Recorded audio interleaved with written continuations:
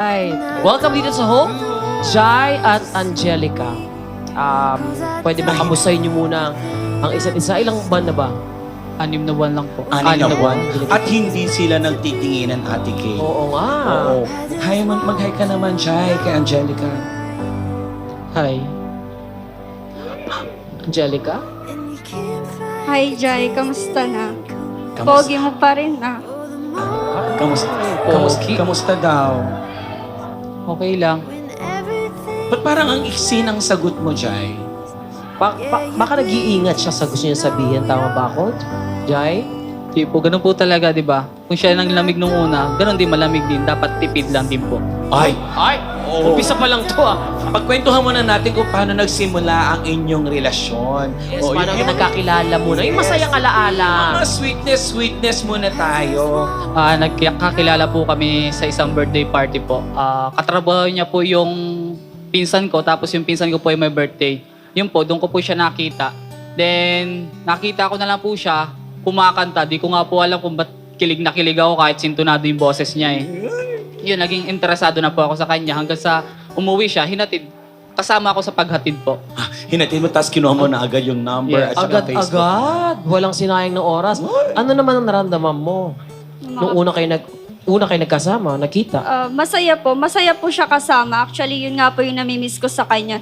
Yung sobrang pagkaklingi niya. Tapos, lagi po siya nagpapatawa. Tapos, papansin nung mga panahon na yon. Kaya, nagustuhan ko rin po siya. Feeling ko ba nung nagkatrabaho ka, nag-mature ka? Tapos, ayun, nag-iba na yung priorities sa buhay? Kaya nagawa mo yung nagawa mo? Parang ganun din po. Parang nag-iba yun po yung pananaw ko sa buhay nung nagkatrabaho ako.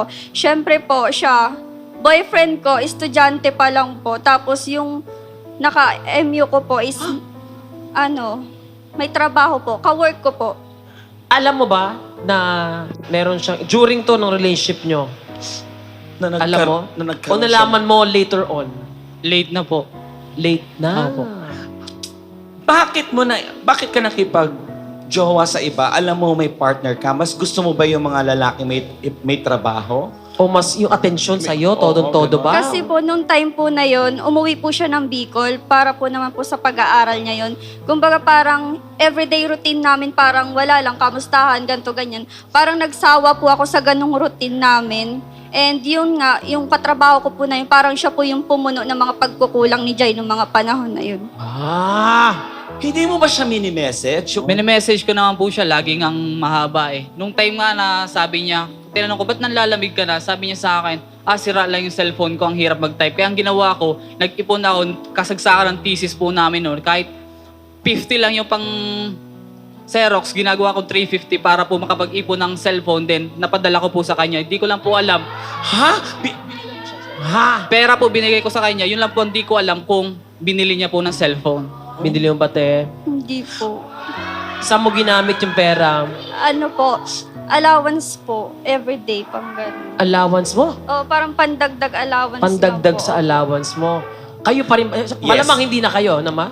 Hindi na. Kailan lang kayo naghiwalay? After ilang months lang din po. Kasi June po, parang katapusan ng June, wala na rin po kami nung guy. Bakit? Ano na-discover mo dun sa lalaki? May girlfriend din po na iba. Oh my God! Feeling mo ba karma yon? Yes po. And aminado po ako doon. Tsaka tanggap ko na po kasi tinanggap ko kung ano yung magiging consequence ko. Pero ngayon nagsisisi ka naman. Oo. Alam mo, Ate Kay, bibihira sa mga babae yung ganyan. Yung Oo. iba kasi hindi rin umaamin eh. Pero ikaw, ang lakas ng loob mo na Oo, aminin we have to lahat. commend you for that. Yes. Kasi nga, bihira talaga. Pero ito na nga, ngayon naman, pakinggan natin ang hinanda niyong sulat para sa isa't isa. Unahin na kita, Angelica. Basahin mo na para kay Jai. Harap ka naman ng konti, Jai. Yan. Marami naman akong magagandang bagay na nagawa para sa'yo. Pero sa isang pagkakamali, puro mali na nakikita mo. Pero teka, hindi ako magdadrama. Hi, love. Sa pagkakataong ito, hayaan mo akong tawagin ulit kitang love. Kahit ngayon lang. Kahit dito lang. Love, kamusta ka na? Ako pa rin ba o may iba na? Alam mo, love, simula nang maghiwalay tayo, doon ko na-realize yung worth mo. Aminado naman akong nagkamali at hindi ko yun itatanggi. Kaya, sorry. Sorry kung kailan ka nagseryoso, doon pa ako nagloko. Sorry kung kailan ka lumaban, doon pa kita sinaktan. Sorry kung hindi ko natupad ang mga pangako ko sa'yo. Sorry kung lumiko yung landas ko. Sa mga dumating na pagsubok sa buhay ko, ikaw ang superhero ko. To the rescue ka para palakasin yung loob ko. Nakakamiss, no? Pero alam mo kung anong pinakamas na miss ko? Siyempre ikaw. Love, maniwala ka at sa hindi, ikaw pa rin laman nitong puso ko. Kahit minsan nawala ka sa buhay ko, isa lang masasabi ko. Kahit sabihin man nilang corny, walang corny-corny sa taong nagsusorry. Pinagpalit man kita sa malapit, pero alam ko sa sarili ko na ikaw pa rin ang bet.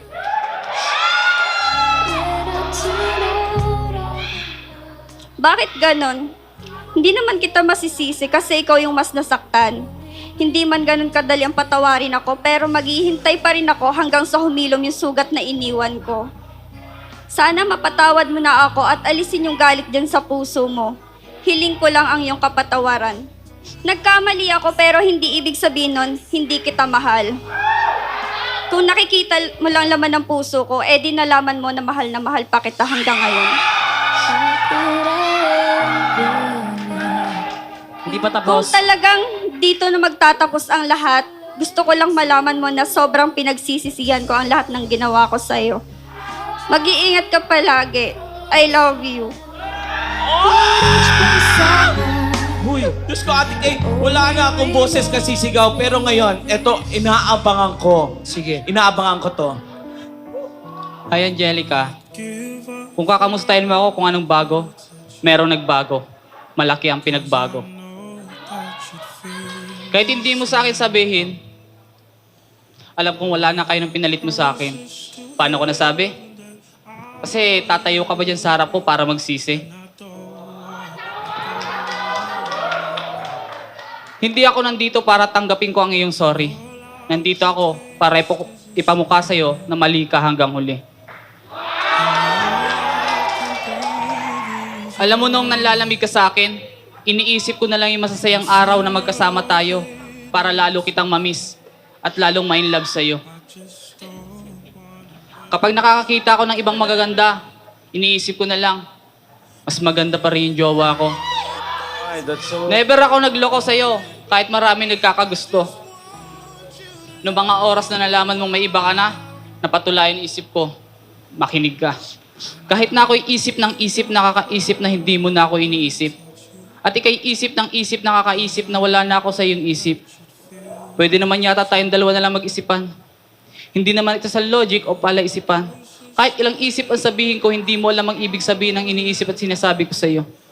Ang tanong, ilang isip ang sinabi ko? Yan, hindi mo alam kasi iba ang nasa isip mo.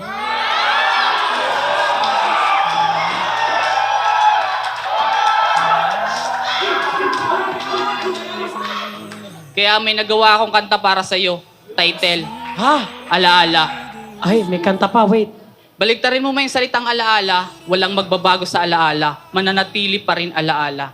Kaya hindi na pwedeng maging moment ang isang alaala. Hanggang alaala na talaga.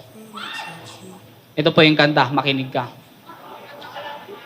Ang daming katanungan dito sa aking isipan. Bakit kailangan masaktan pag ikaw na ang iniwan? Bakit kailangan masugatan pag ikay nilayuan ng taong mahal mo't hindi ka na binalikan? Bakit ba ang hirap nakalimutan ng taong nagpasayat? Minahal mo ng lubusan, binigay na nga lahat para sa kanyang kasiyahan. Nakuha ka pa rin, lokohin, saktan at iwan. Pero tama na, kailangan na kita nakalimutan dahil may bago ka na, may bago na kaligayahan. Di na kita kukulitin, masasanay rin naman. Lagi lang tatandaan sarili mo'y iyong ingatan dahil wala sa tabi. Di mo na ako kailangan. Wala na yung taong dumadami sa kalungkutan. Totoo naman pala't ngayon ko lang nalaman kung gaano kasaya, ganun ka rin masasaktan.